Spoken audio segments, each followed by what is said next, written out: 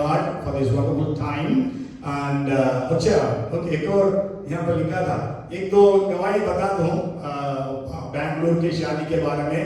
मेरी सिस्टर्स और मेरा ब्रदर ने जो भेजा, मेरी सिस्टर एक लिखती है, it was the beautiful wedding I have ever seen, prayerful, joyful and in peace. The place had a harmonizing vibration. The bride seems to be the correct match for Annie. They both looked happy. I pray that their joy, peace and caring continue always. God has been great. He will continue to do great things among us. All the best for you and all your reception. My brother लिखते हैं, we are happy to be a part of this solemnity. It was a great time. The boys really amazed me by their good and civilized behaviors. It was a musical marriage. And another sister writes, congratulations.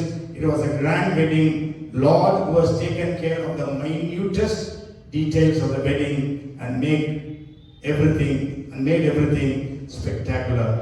And एक और हमारा friend लिखता है, the wedding was wonderful and filled with the presence of God. The arrangements were so perfect.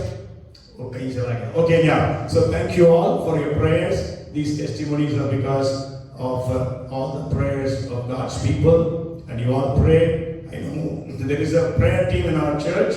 They prayed on the day of the marriage, chain prayer. And thank you all for your prayers. Amen.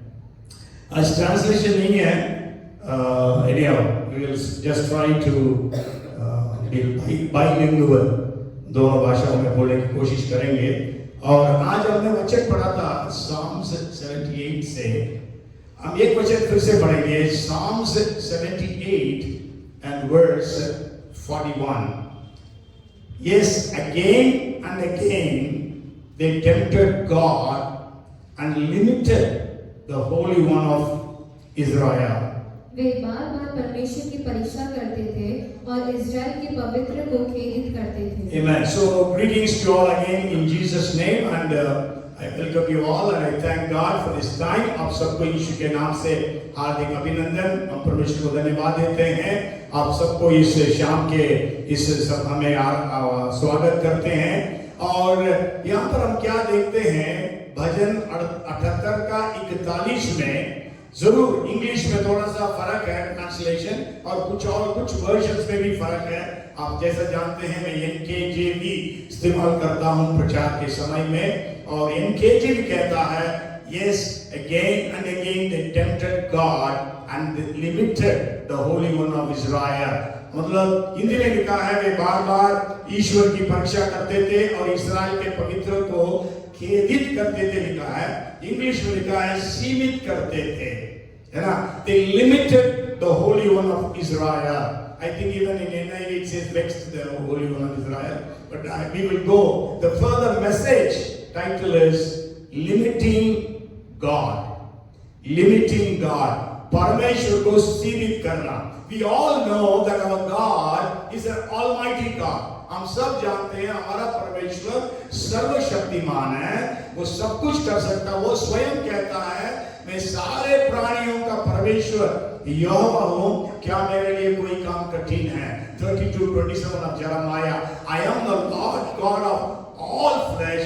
Is there anything that is too hard for me? So that God can be limited. वो परमेश्वर को आप और मैं सीमित कर सकते हैं हमारे कामों के द्वारा, हमारे जीवनों के द्वारा.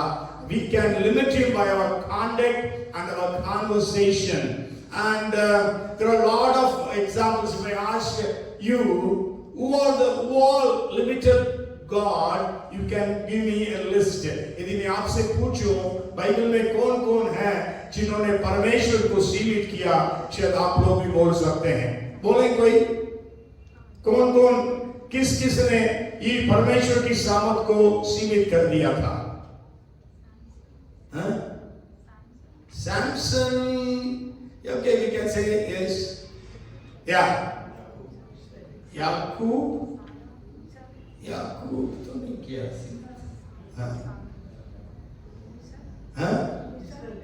Israelites, very good, Israelites, because that is what we read in 78 the Psalm, the Israelites. And more?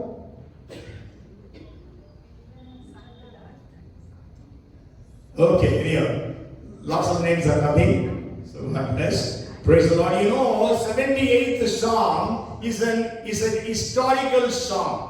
Means वहां पर इतिहास है, वहां पे इस्राएल का इतिहास. ऐसे कई सारा सॉन्ग है, जैसे 104, 105, 106, 107, ये सब 135 में भी, and there are so many songs, कई सारे भजन हैं जहां पर इस्राएल का इतिहास है. तो यहाँ पर भी इस्राएल का इतिहास है. यहाँ पर हम देखते हैं बार बार, है ना, बार बार परीक्षा करते थे परमेश्वर को, और इस्राएल के पवित्रत्व को सीमित कर दिए, केंद्रित कर दिए. लिखा है, they again and again tempted God and limited the Holy One of Israel. और यदि आप 78th Psalm को ही पढ़ेंगे, that if you read maybe the 12th verse, I think, is it the 12th verse? Yeah, 12th verse, it says like this: marvelous things or wonderful things he did in the sight of their fathers in the land of Egypt, in the field of Zoan. उसने तो उनके बाप दादों के सम्मुख मिस्र देश के सोआन के मैदान में अद्भुत कर्म किए. Yes, अद्भुत काम किए. He did wonderful things, marvelous things. If you read this Psalm 78, यदि आप भजन 78 को पढ़ते हैं, वहां पर कम से कम 15, हम लोग अभी पढ़ेंगे नहीं, आप बाद में पढ़ लीजिएगा घर जाकर, 15 अद्भुत कार्यों के विषय में वहां पर जिक्र है. हमारे लिए भी परमेश्वर बड़े बड़े काम किए हैं, हमारे लिए अद्भुत काम किया, तो भी हम क्या करते हैं, परमेश्वर को सीमित कर देते हैं. इतने बड़े बड़े काम करने के बाद भी इस्राएली लोग सीमित किए, हम भी बड़े बड़े काम करने के बाद भी हम सीमित करते हैं. तो आज मैं आपको पुराना नियम से नहीं, पुराने नियम में भी कई सारे हैं इस्राएली लोग हैं. आखान है, शाऊल राजा है, एक जोआश करके एक राजा था. इस तरह बहुत सारे लोगों के बारे में पढ़ सकते हैं. लेकिन मैं आज चाह रहा हूं नया नियम से देखेंगे. नया नियम में कि किसने परमेश्वर को सीमित किया, उसके विषय में मेरे ख्याल से जैसा समय बताता है, मेरे ख्याल से मैं केवल 3 पॉइंट आज बता पाऊंगा, 3 या 4 पॉइंट बता पाऊंगा. तो 2 घटना से मैं आपको कुछ बातें बताऊंगा. पहला घटना हम लोग पढ़ेंगे मरकुस रचित सुसमाचार, उसका 6वां अध्याय. Okay, before again we'll go away, otherwise we'll get time. Okay, so the first thing I want to share with you is Mark chapter 6 verses 1 to 6. आप घर में जाके पढ़ लेना, but we will read verses 5 and the beginning of verse 6. मरकुस 6 का 5 और 6. वह वहाँ कोई सामर्थ का काम ना कर सका, केवल थोड़े से बीमारों पर हाथ रखकर उन्हें चंगा किया, और उसे उनके अविश्वास पर आश्चर्य हुआ. Yes, इतना काफी है ना. It says now he could do no mighty works. तो यहाँ यीशु के बारे में बताया गया. Almighty God, उसका नाम है Wonderful Counselor, Mighty God, Everlasting Father and Prince of Peace. उसका नाम है अद्भुत, युक्ति करने वाला, पराक्रमी परमेश्वर, अनंत काल का पिता और शांति का राजकुमार. वो पराक्रमी परमेश्वर यहाँ प्रभु यीशु के बारे में पढ़ते हैं.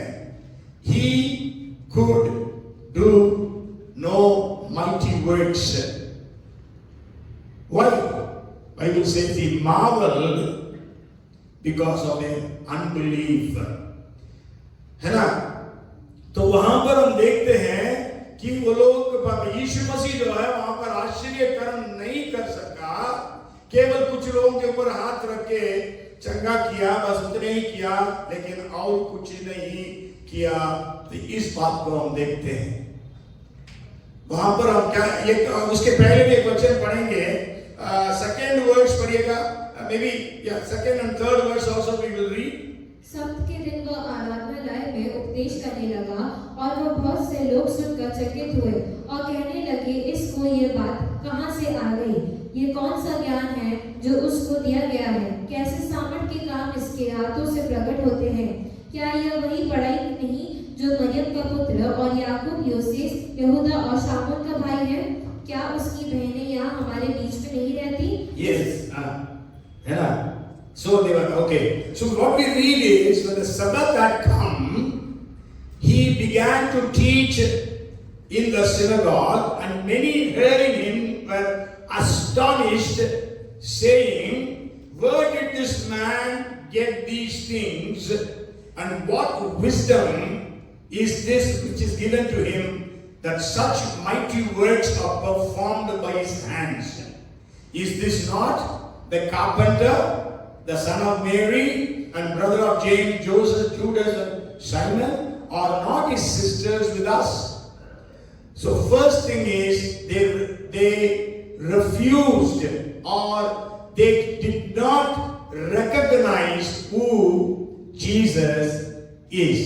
मतलब वे लोग इसमें असफल रहे, यीशु कौन है वो लोग समझ नहीं पाए। आज भारत में भी शायद हो सकता है, भोपाल में भी प्रभु यीशु मसीह बड़े बड़े आश्चर्य कर्मों को करता, लेकिन लोगों ने उसको पहचाना नहीं। आज लोग पहचाने नहीं। हम भी कई बार क्या होता है, जब परेशानियां होती है हमारे जिंदगियों में, समस्याएं खड़ी हो जाती है, और हम भी परमेश्वर की सामर्थ को समझ नहीं पाते हैं। We fail to recognize Jesus, His power. यीशु मसीह के सामर्थ को हम पहचानने में चूक जाते हैं। So first thing is, they did not recognize who Jesus is. He is the mighty God, वो सर्वशक्तिमान परमेश्वर है। आज हमारे बीच में भी लोग यीशु को नहीं पहचाने हैं। ओके, दूसरी बात मैं वहां पर क्या कहना चाहता हूं, अनबिलीफ। यीशु मसीह वहां पर लिखा है, Jesus was amazed Jesus marveled because of their unbelief. क्या लिखा है हिंदी में? 6 पद के शुरू में, और उसके उनके अविश्वास पर आश्चर्य हुआ। Yes, अविश्वास के देखकर आश्चर्य हुआ, क्योंकि यहाँ पर देखिए दूसरा पद में लिखा है that mighty works are performed by his hands. दूसरा पद के आखिरी में क्या लिखा है? कैसे सामर्थ के काम इसके हाथों से प्रकट होते हैं। कैसे सामर्थ के काम उसके हाथों से हो रहा है, तो भी वो लोग faith, they did not have the faith. Who are they? They are the people of Nazareth. So first point is people of Nazareth. People of Nazareth. Where was Jesus living? नाज़रेत में। अब जरूर यीशु मसीह की पैदाइश जो है वो बेथलेहम में हुई, लेकिन यीशु मसीह पले बड़े नाज़रेत में, गलील में। यीशु मसीह का जन्म यहूदा प्रांत में हुआ, यहूदा राज्य में, और यहाँ पर गलील राज्य में यीशु मसीह पले बड़े, इसलिए यीशु नासरी कहा गया। और नाज़रेत के लोग जो है यीशु मसीह पर विश्वास नहीं कर पाए। अब इसी घटना को मत्ती 13 अध्याय के आखिरी पदों में पढ़ सकते हैं, और यदि आप लूका में पढ़ेंगे, लूका में तो और कुछ जिक्र है। यीशु मसीह को वहां पर एक चोटी थी, वो चोटी से गिराने के लिए वो लोग ले गए, लेकिन यीशु गायब हो गया था। So first is the people of Nazareth. इसमें 2 points है। First point, they failed to recognize Jesus or who Jesus is. उन्होंने यीशु मसीह को पहचानने में चूक गए। And the second is unbelief. आज हम अपने अविश्वास के कारण यीशु मसीह को क्या कर सकते हैं? सीमित कर सकते हैं। By our unbelief we can limit the works of God, the power of God. Unbelief के कारण मैं इसी में दूसरी जो चीज है, disciples. First is the people of Nazareth who limited God. Second is the disciples of Jesus who limited God. उसके विषय में हम लोग देखेंगे, सेकेंड पॉइंट में जाएंगे, और वो है, if you read Mark chapter 9 and verse 18, मरकुस 9 का 18 आप यदि पढ़ेंगे, I spoke to your disciples that they should cast it out, but they could not. जहाँ कहीं वह उसे पकड़ती है वहीं पटक देती है, और वह मुंह में पेट भर लाता और दांत पीसता और सूखता जाता है। मैंने तेरे चेलों से कहा था कि वे उसे निकाल दे, परंतु वे निकाल न सके। Yes, the disciples could not cast out that demon. They have already cast out demons many times. उन्होंने पहले तो कई बार दुष्ट आत्माओं को निकाले हैं, वचन आप पढ़ सकते हैं, लेकिन यहाँ पर निकाल नहीं सके। जब वे लोग निकाल नहीं सके तब यीशु मसीह ने क्या बोला, पढ़िए मार्क चैप्टर 9 and verse 19। ये सुनकर उसने उनसे उत्तर देकर कहा, है अविश्वासी लोगों, मैं कब तक तुम्हारे साथ रहूंगा? Yes, है ना? He answered him and said, "Oh faithless generation, faithless generation." He was telling his disciples, faithless generation. यदि आप पढ़ेंगे इसी वचन को Matthew 17:17 and Luke chapter 9 verse 41, ये दोनों जगह में यीशु मसीह एक और शब्द को भी इस्तेमाल करता है, ओ faithless and perverse generation. So ये सेकंड पॉइंट में भी आता है, बोल सकते हैं। First point they did fail to recognize Jesus, second point was unbelief. यहाँ पर भी इस पॉइंट को भी हम ले सकते हैं, अनबिलीफ, फेथलेस, अनबिलीफ। आज विश्वासियों के पास, वहां पर जेलों के पास नहीं था, आज विश्वासियों के पास विश्वास नहीं है, आज अविश्वास है। इसलिए पौलुस दूसरा कुरिन्थियों 13:5 में कहता है, 2 Corinthians 13 and verse 5, Paul says, examine yourselves whether you are in the faith. Hindi में पढ़ो बेटा। अपने आप को परखो कि विश्वास में हो कि नहीं। Yes, see, Paul is writing to the believers in the Corinthian church. पौलुस कुरिन्थ के कलीसिया के विश्वासियों को लिख रहा है, अपने आप को परखो या जांचो, देखो क्या तुम विश्वास में हो कि नहीं। Examine yourselves whether you are in the faith. I have a message, बहुत साल पहले बोला, प्रचार किया हूँ,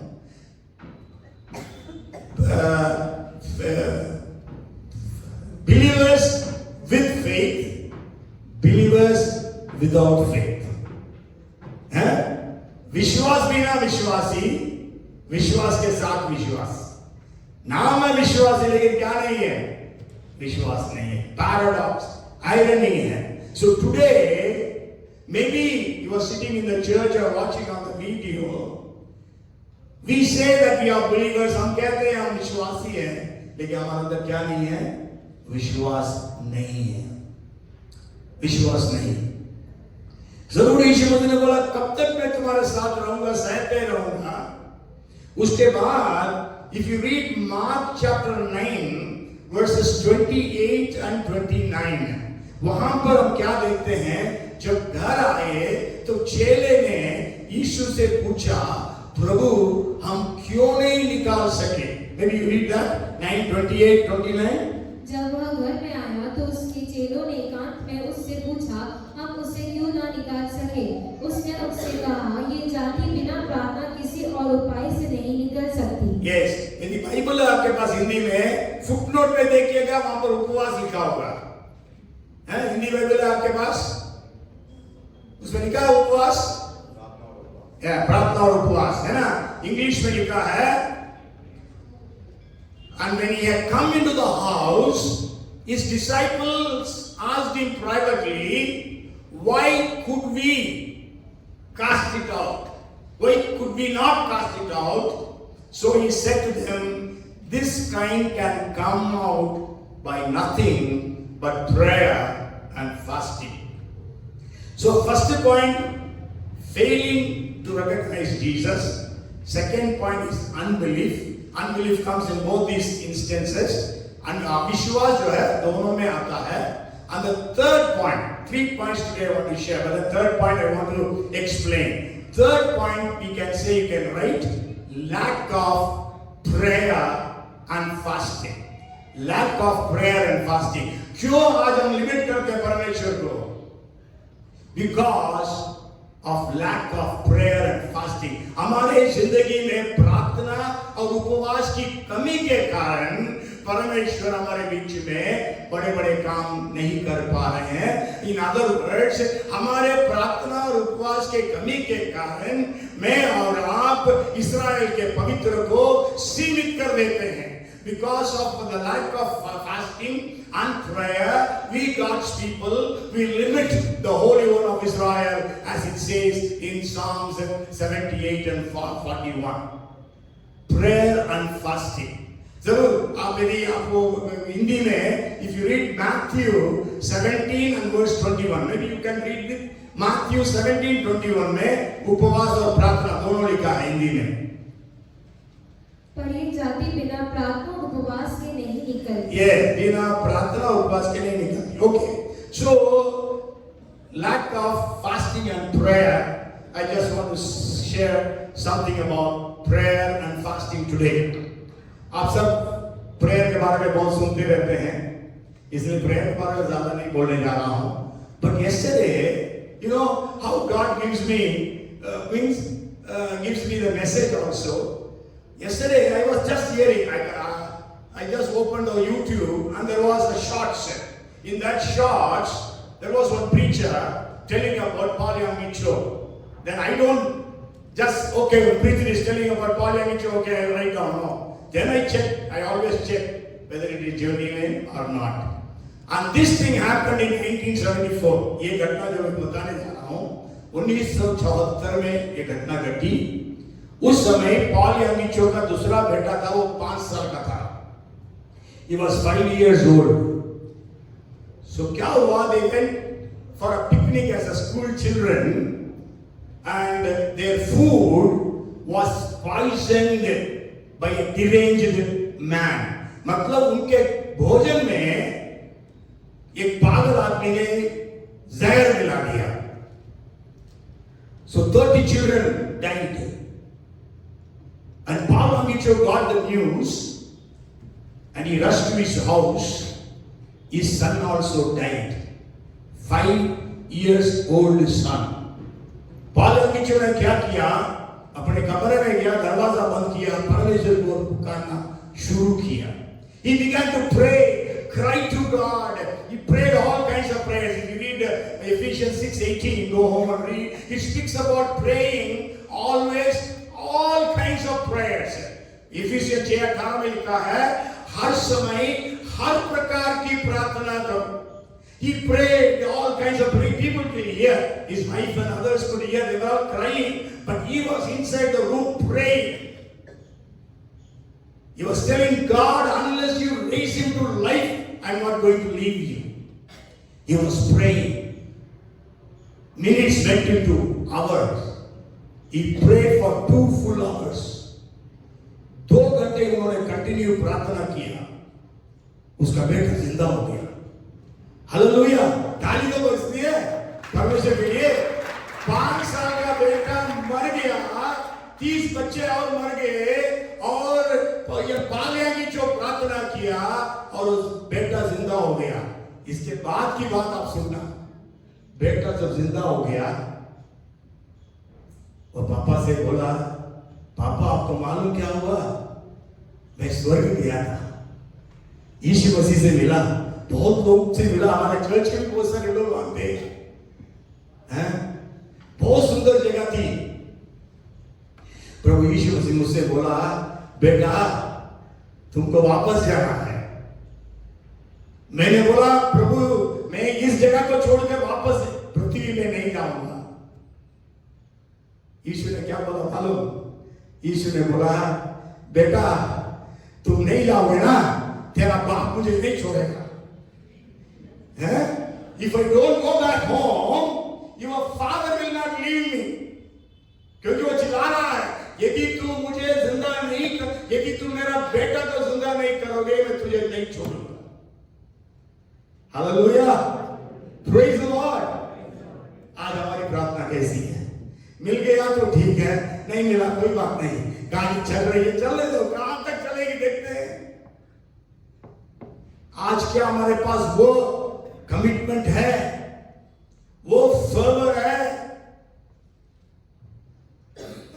जब पतरस को मालूम हुआ डोरकास की मृत्यु हो गई, वो तो फ्यूनरल देने के लिए आया था, लेकिन लोगों को रोने की आवाज को सुनकर उसको तरस आई.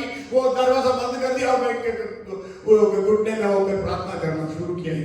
यीशु मसीह ने उसको जिंदा कर दिया.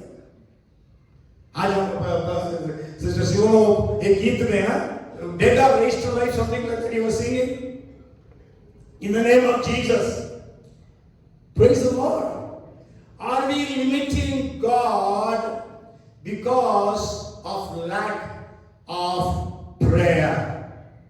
क्या आज हम परमेश्वर को, यीशु को सीमित कर रहे हैं हमारे प्रार्थना के कमी के कारण? जॉन वेस्ली ने इस प्रकार कहा, without believing prayer God will not interfere in the affairs of humanity. बिना विश्वास की प्रार्थना परमेश्वर मानव जाति में हस्तक्षेप नहीं करता है. Intervene. So God has to intervene. You I must be praying. Bhopal में हमें प्रार्थना करना है ताकि भोपाल में परमेश्वर काम करे. यदि पॉल अंकिचों की प्रार्थना को परमेश्वर सुना, आपकी मेरी प्रार्थना सुनेगा कि नहीं सुनेगा? परमेश्वर किसी का पक्षपात नहीं करता. ये नहीं कि यीशु मसीह पवित्र पॉल अंकिचों का पिता है, हमारा नहीं है, हमारा पड़ोसी. ऐसा नहीं है. उसका भी पिता, हमारा भी पिता है. उसको भी उसी खून से खरीदा, उसी खून से आपको मुझको भी खरीदा. So let us commit ourselves to prayer. Let us not limit God because of the lack of prayer in our lives. एक वचन पढ़ते हैं, पढ़िए याकूब 4:3. James chapter 4 verse 3. You ask and do not receive because maybe that verse, okay, you fight and you know. अगर second verse के last part में लिखा है, yet you do not have because you do not ask. तुम ढा करते हो और कुछ प्राप्त नहीं कर पाते, तो तुम झगड़ते और लड़ते हो, तुम्हें इसलिए नहीं मिलता कि मांगते नहीं. Yes, तुम इसलिए नहीं मिलता कि तुम मांगते नहीं. You do not have because you do not ask. So let us ask. And you know, the word ask, Jesus said, ask and you shall receive. Seek and you shall find. Knock and it shall be opened unto you. यीशु ने कहा, मांगो तो तुम्हें दिया जाएगा, ढूंढो तो तुम पाओगे, खटखटाओ तो तुम्हारे लिए खोला जाएगा. लेकिन वहां पर यीशु ने कहा, keep on asking, keep on seeking, keep on knocking. मतलब मांगते रहो, ढूंढते रहो, खटखटाते रहो. जब तक आपको जवाब नहीं मिले तब तक मांगते रहो. So पहला है prayer. There was lack of prayer in the lives of the disciples, because of which they could not cast out that demon possessed boy, deliver the boy. मतलब वो जेलों में प्रार्थना की कमी थी, इसलिए उस दुष्ट आत्मा पीड़ित उस लड़के को वे लोग आजाद नहीं कर सके. And the second thing Jesus said is fasting. I want to just share something about fasting today. Okay? Fasting. You know what is fasting? Maybe I'll just share a few things. Fasting, the first point I want to share with you is, fasting is our basic duty. उपवास जो है क्या है? उपवास हमारा बुनियादी कर्तव्य है. If you read the 6th chapter of Matthew, मत्ती 6 अध्याय पढ़ते हैं, वहां पर प्रभु यीशु मसीह हर एक विश्वासी के 3 बुनियादी या प्रमुख कर्तव्यों को बताता है. In the 6th chapter of Matthew, Jesus taught his disciples about 3 basic duties of a believer. वो 3 ड्यूटीज क्या क्या है बताइए? हाँ, बोलिए. दान देना, प्रार्थना करना, उपवास करना. Giving alms or charitable deeds. दूसरा prayer, and third is fasting. Okay, Jesus did not say if you fast, but Jesus said when you fast. है ना? 6:21 I think. Is it 6:21? 6:16. Moreover, when you fast, पढ़िए बेटा हिंदी में. जब तुम उपवास करो. Yes, जब तुम उपवास करो. यदि तुम उपवास करोगे, नहीं लिखा, यदि तुम उपवास करोगे तो यीशु बोला होता, यदि आप उपवास कर भी सकते हैं, कर नहीं भी कर सकते हैं, लेकिन जब तुम उपवास करें, when you fast, if you fast, then you can say, okay, you can fast or no fast also. But then when you fast means you have to fast.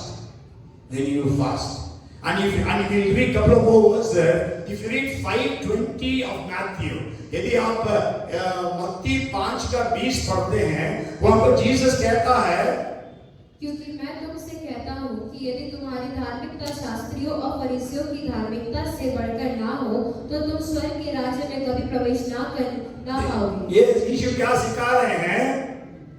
What Jesus is telling, for I say to you that unless your righteousness exceeds the righteousness of the scribes and Pharisees, you will by no means enter the kingdom of heaven.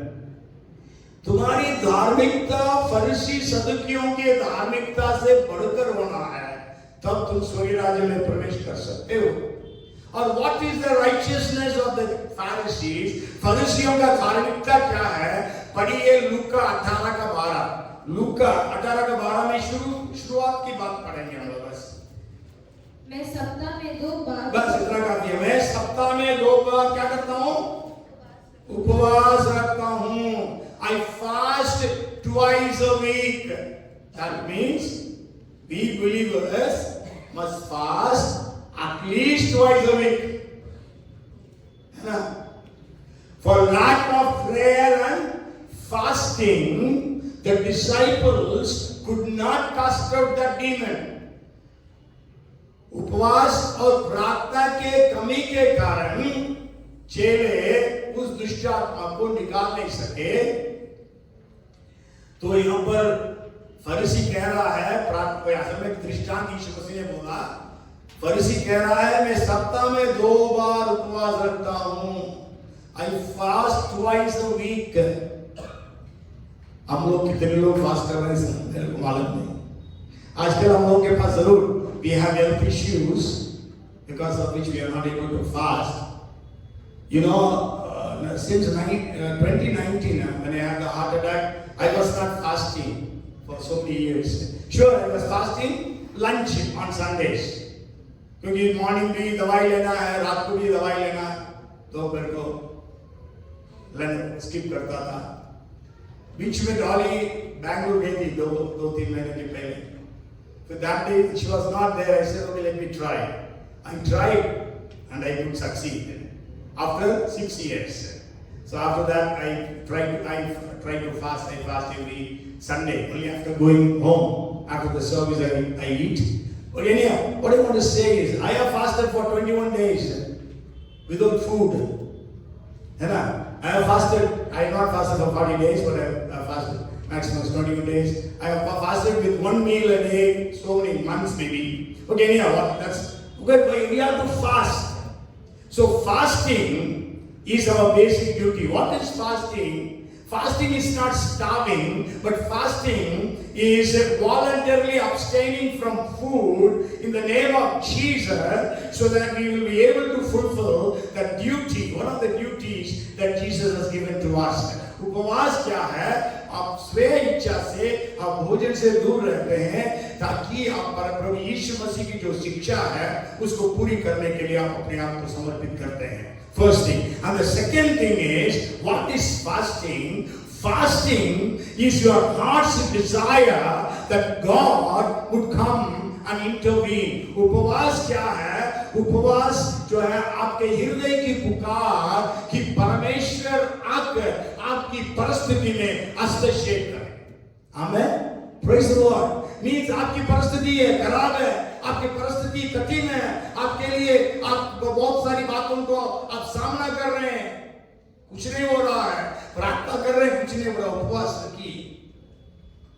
So you are praying, when you are fasting and praying, your heart's desire is God would come and intervene, कि परमेश्वर आकर हमारे लिए हस्तक्षेप करें, हम इस परेशानियों से छुटकारा दे, हमें इस बीमारी से चंगाई दे, हमारे परिवार में परमेश्वर आशीर्वाद करे, हमारी कलीसिया में परमेश्वर आशीर्वाद करे, हमारे देश में परमेश्वर आशीर्वाद करे। क्योंकि वो क्या देखते हैं, यदि मेरी प्रजा के लोग जो मेरे कहलाते हैं अपने आप को नम्र करें, नम्र करने का मतलब है fasting. If my people who are called by my name humble themselves, humbling means fasting. So heart's desire, आपको मैं बताऊं, बाइबल को जब अध्ययन करते हैं, there are 3 kinds of fast. Anybody remembers what are the 3 kinds of fast in the Bible? 3 प्रकार का उपवास है, क्या क्या है? Anybody remembers? हाँ? Partial fast, हाँ? No. सबका बदल अभी के मीटिंग में मैंने प्रचार भी किया उसके बारे में,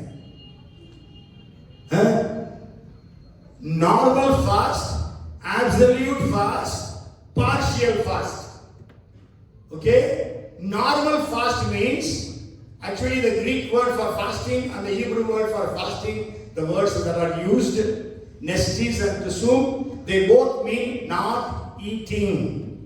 Not eating. So normal fast, you don't eat anything. Maybe you are drinking something. Okay? और विज्ञान कहता है आप जो है बिना भोजन, साइंटिस्ट कहते हैं बिना भोजन आप 80 दिन 120 दिन तक भी रह सकते हैं बिना भोजन। ठीक? तो normal fast, Jesus fasted for 40 days and 40 nights. It was a normal fast. Bible says उसको भूख लगी. He was feeling hungry. It doesn't say he was feeling thirsty. But sure, Moses fasted. Absolutely, that was absolutely okay. Fasted without water and food for 40 days. That 3 times, that was in the presence of God. So first thing is normal fast. Bible speaks about normal fast in so many places.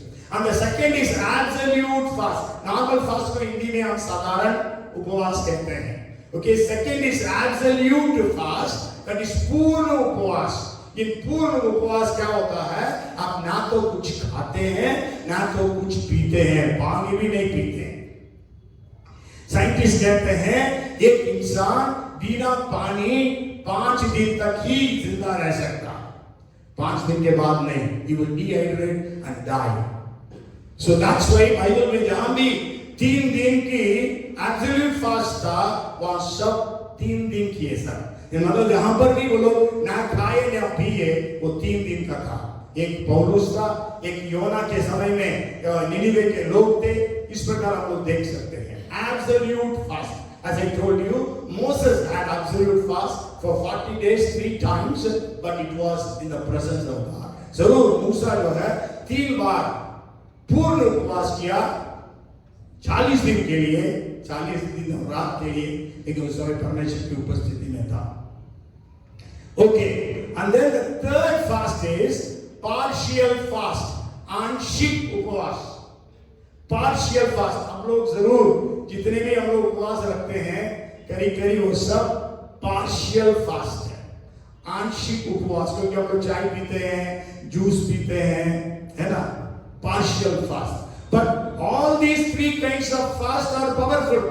ये नहीं सोचना आप पूर्ण उपवास रखेंगे ज्यादा power है, आप साधारण उपवास रखेंगे थोड़ा कम पावर है. पार्शियल उपवास, आंशिक उपवास करेंगे पावर बहुत बहुत कम है, ऐसा नहीं सोचना.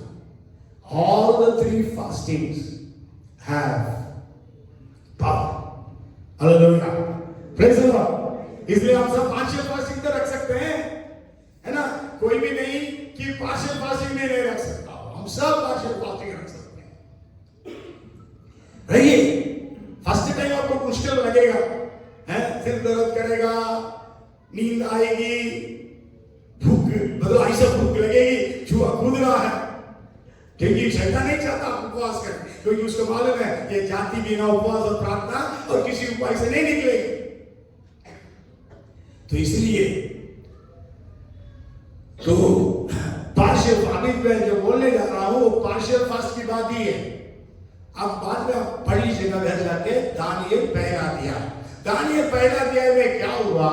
दानियल और उसके मित्रों को सबको राजा का भोजन वस्तु देना पीने का मधु देना करके राजा का आदेश है।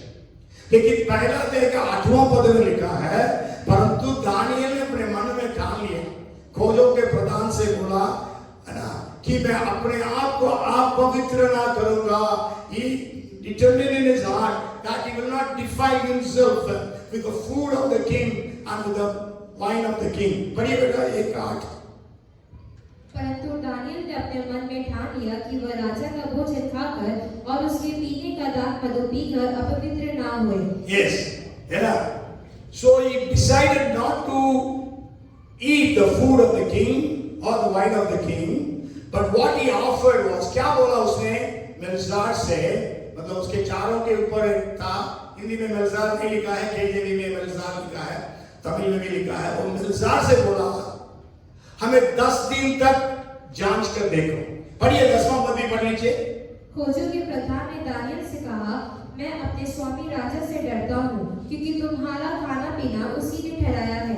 कहीं ऐसा ना हो कि वह तेरा मुंह तेरे सर की जवानों से उतरा हुआ और उदास देखे और तुम मेरा सिर राजा के सामने जोखिम में डालो। यस, और पढ़िए 12 पद पढ़िए। मैं तुमसे विनती करता हूँ कि अपने दासों को 10 दिन तक जांच, हमारे खाने के लिए साग पात और पीने के लिए पानी ही दिया जाए। Yes, 12th verse, please test your servants for 10 days and let them give us vegetables to eat and water to drink. मतलब यह है पार्शियल उपवास। सुबह नाश्ता में भी क्या है? साग पात। दोपहर को खाने में भी क्या है? साग पात। रात के खाने में भी क्या है? साग पात। पीने के लिए क्या है? पानी, है ना। तो हमें 10 दिन तक जांच कर देखो।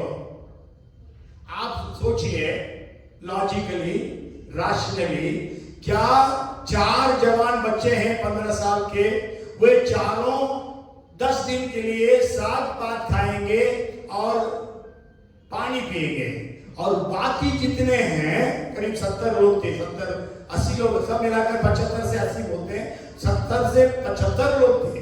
वो भी सब यहूदी थे, लेकिन ये 4 यहूदी परमेश्वर के वचन को माने। उनको भी वही थे। उनको क्या दिया जा रहा था? है जो भी नाम लोगे, बिरयानी है, जो भी, मतलब अभी खाना था ना रानी के रिसेप्शन में, वो खाना तो कुछ नहीं है उसके सामने, है सब राजा के भोजन वस्तु, मतलब समझ लीजिए। तो वो खा रहे हैं सब लोग। क्या 10 दिन में कुछ फर्क दिखेगा? है, यदि फर्क भी दिखेगा, कौन अच्छे दिखेंगे?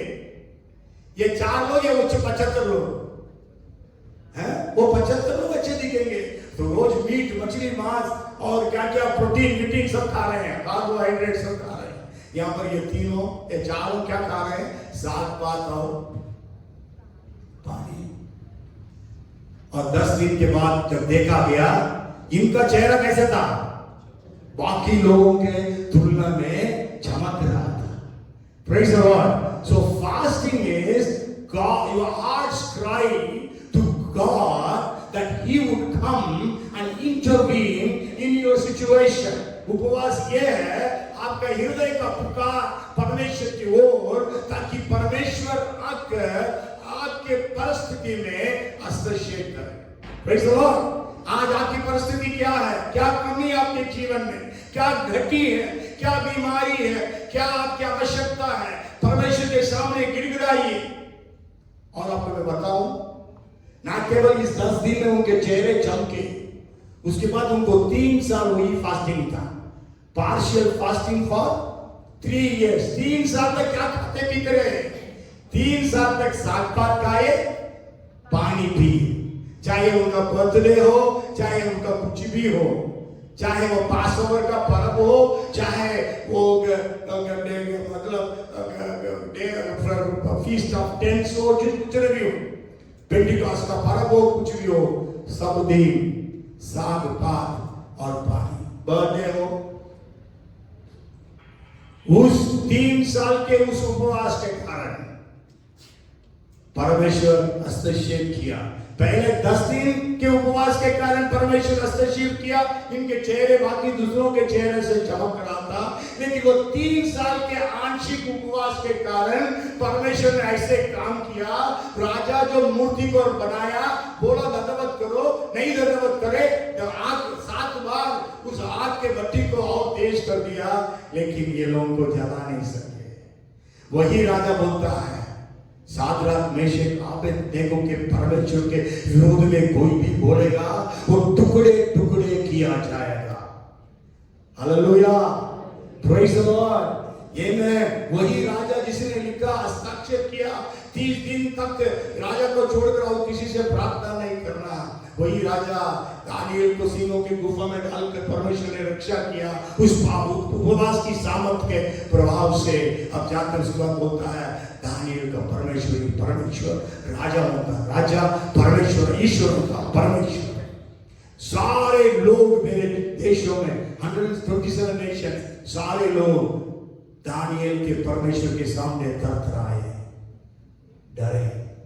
Praise the Lord. सो उपवास, आज परमेश्वर क्यों काम नहीं कर पा रहा है?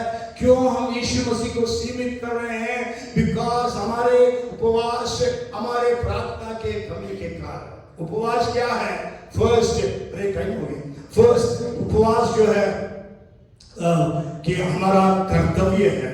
दूसरा उपवास जो है हमारा हृदय का पुकार है कि परमेश्वर आकर हस्तक्षेप करे। तीसरा है, पढ़िएगा मत्ती 9:15, वहां पर क्या लिखा है? 9:15 जल्दी कर दूंगा। यीशु ने उनसे कहा, क्या बराती जब तक दूल्हा उनके साथ है शौक कर सकते हैं? पर वे दिन आएंगे जब दूल्हा उनसे अलग किया जाएगा, उस समय वे उपवास करेंगे। यस, 14 भी पढ़ लीजिए, 14 में। तब यूहन्ना के चेलों ने उसके पास आकर कहा, क्या कारण है कि हम और फरीसी इतना उपवास करते हैं, पर तेरे चेले उपवास नहीं करते? Yes, then the disciples of John came to Jesus saying, why do we and the Pharisees fast often, but your disciples do not fast? Then Jesus ने क्या कहा? And Jesus said to them, can the friends of the bridegroom mourn as long as the bridegroom is with them? But the days will come and the bridegroom will be taken away from them, and then they will fast. Fasting, the third thing is mourning. Fasting is compared to mourning. उपवास जो है विलाप निकाला, विलाप करने से तुलना किया गया। So third, fasting is mourning. बोलिए, fasting is mourning. उपवास विलाप करने के समान है। उपवास विलाप करने के समान है ना। उपवास क्या है? विलाप करने के समान है ना। यहाँ पर यीशु मसीह कहता है, आपको मालूम है पुराना नियम में वे लोग जब भी उपवास करते थे क्या करते थे? टाट ओढ़ते थे और रात में बैठते थे, है ना। टाट ओढ़ते थे और रात में बैठते थे, तब उपवास करते थे।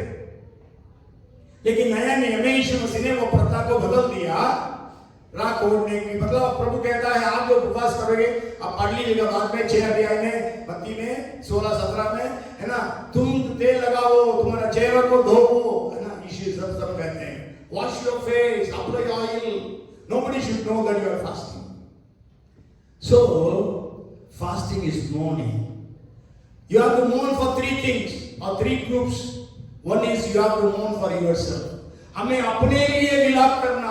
परमेश्वर ने इतनी आशीषें दी है, परमेश्वर ने इतने अच्छे काम किए, हम लोग गीत गाए, ग्रेट इज योर फेथफुलनेस, वो इतना विश्वास योग्य रहा, लेकिन तब भी प्रभु मैं अविश्वासी हो गया।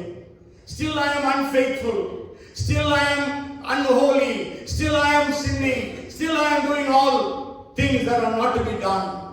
So we are mourning for our personal filthiness.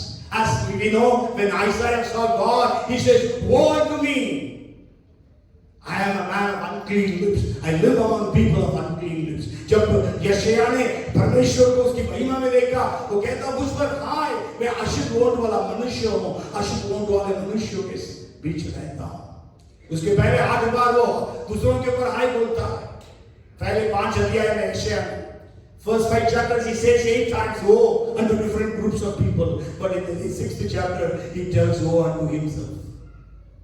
Mourning for our own spiritual dryness, spiritual lukewarmness, spiritual deadness, अपने व्यक्तिगत आत्मिक कुनकुनापन के लिए, अपने आत्मिक मृत्यु के दशा के लिए, अपने आत्मिक कमजोरी के लिए हमें विलाप करना. दूसरा, we have to mourn for the church, for the condition of the church.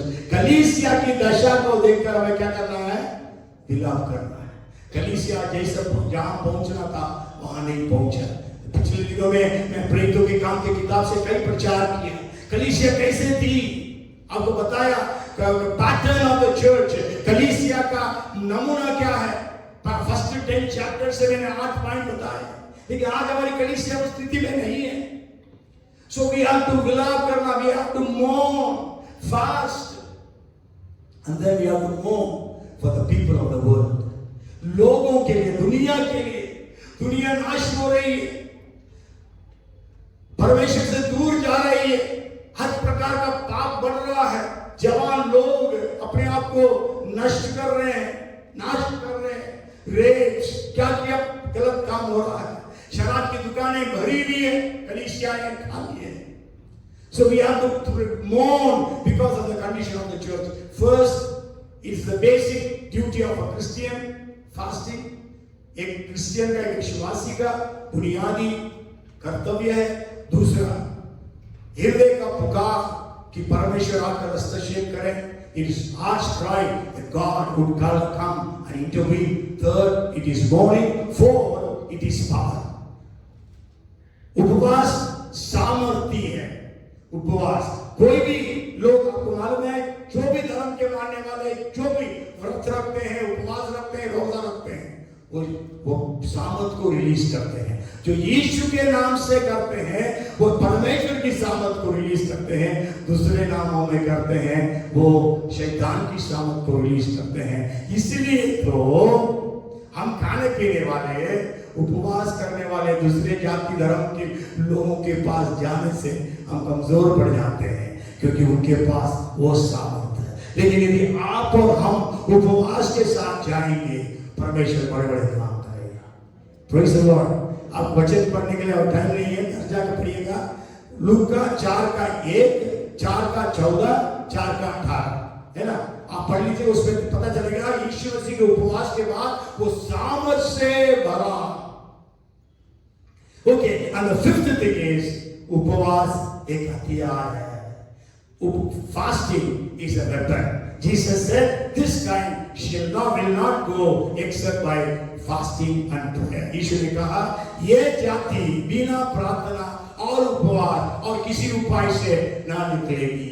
ये जाति मतलब एक जाति है दुष्ट आत्माओं का, वो निकालना है तो आपको उपवास करना है. जाति होने के कारण जो दुष्ट आत्माएं लोगों के अंदर आती है, उसको निकालना है तो आपके जीवन में उपवास की जरूरत है. सो फास्टिंग, 5 बातें. Fasting basic duty. Second, morning. Third, fast crying the God will intervene.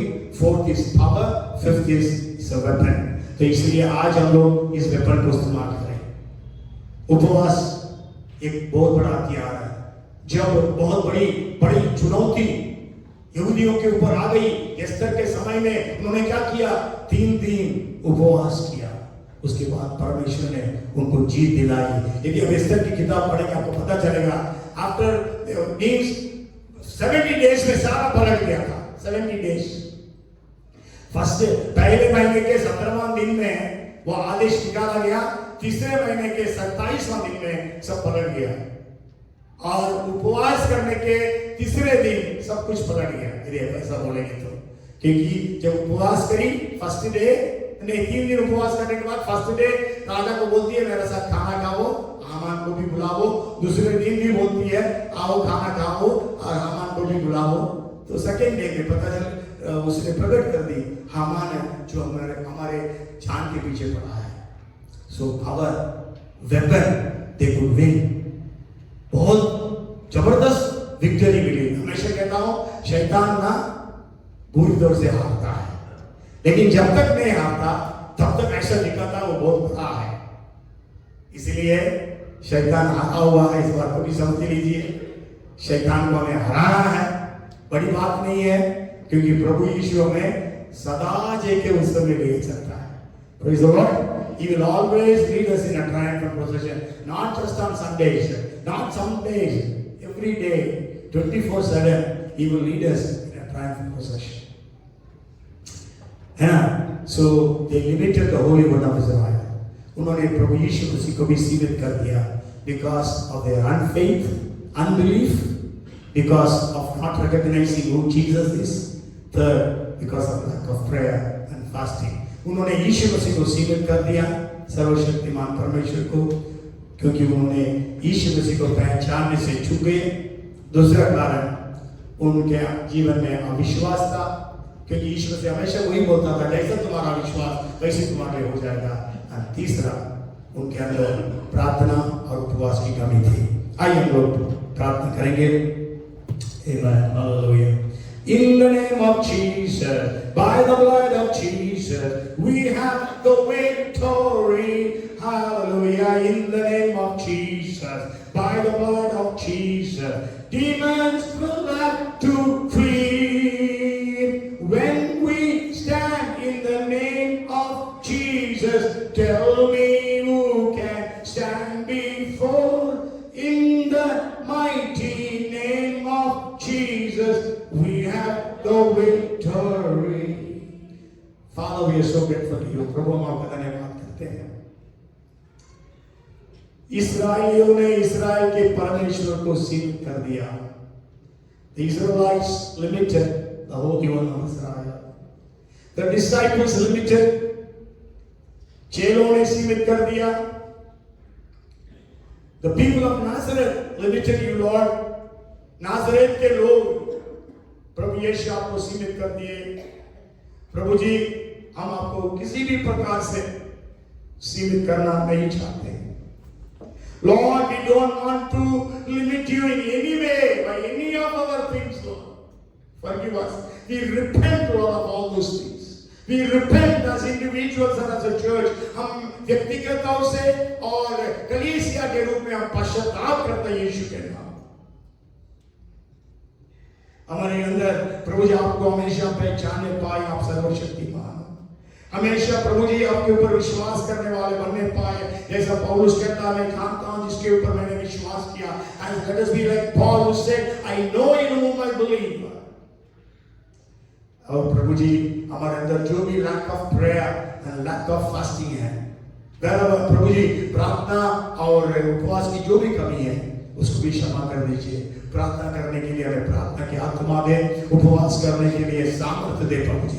Lord, give us the spirit of prayer so that we can pray day and night, and give us the strength to fast and seek your face. If my people who are called by my name humble themselves, pray, seek my face, and turn from their wicked ways, then I in heaven will hear their prayers, forgive their sins, and heal their land. यदि मेरी प्रजा के लोग जो मेरे कहलाते हैं अपने आप की नम्र करें, प्रार्थना करें, मेरे दर्शन की खोज में रहें और अपने निकट में मार्ग से फिरे, तब मैं जो स्वर्ग में हूँ उनकी प्रार्थना सुनूंगा, उनके पापों को क्षमा करूंगा, उनके देश को चंगा करूंगा, ज्यों का त्यों कर दूंगा। हमारे देश को चंगा कर, हमारे भोपाल को चंगा कर, हमारे लोगों को चंगा कर। नाना प्रकार के बीमार चंगे हो जाए, dead will be raised to life, मरे हुए लोग जिलाए जाए, सब प्रकार के कैंसर पेशेंट्स चंगाई को प्राप्त करें यीशु के नाम से। प्रभु जी भोपाल प्रभात कार्य कराने वाले दिनों में देखने पाए, बड़े बड़े काम इस शहर में होगा, बड़े बड़े चिन्ह और चमत्कार। प्रभु धन्यवाद करते हैं, केवल आपका नाम महिमा जला पाए। धन्यवाद के साथ प्रार्थना प्रभु यीशु के नाम से मांगते हैं, आमीन और आमीन। अब हमारा स्वर्गीय पिता परमेश्वर का प्रेम, उद्धार करता प्रभु यीशु मसीह का अनुग्रह, पवित्र आत्मा की सहभागिता, सामर्थ, अभिषेक, वरदान हमें से प्रत्येक के साथ अब से लेकर सदा सर्वदा बनी रहे। आमीन आमीन। बोलो प्रभु यीशु मसीह की, बोलो प्रभु यीशु मसीह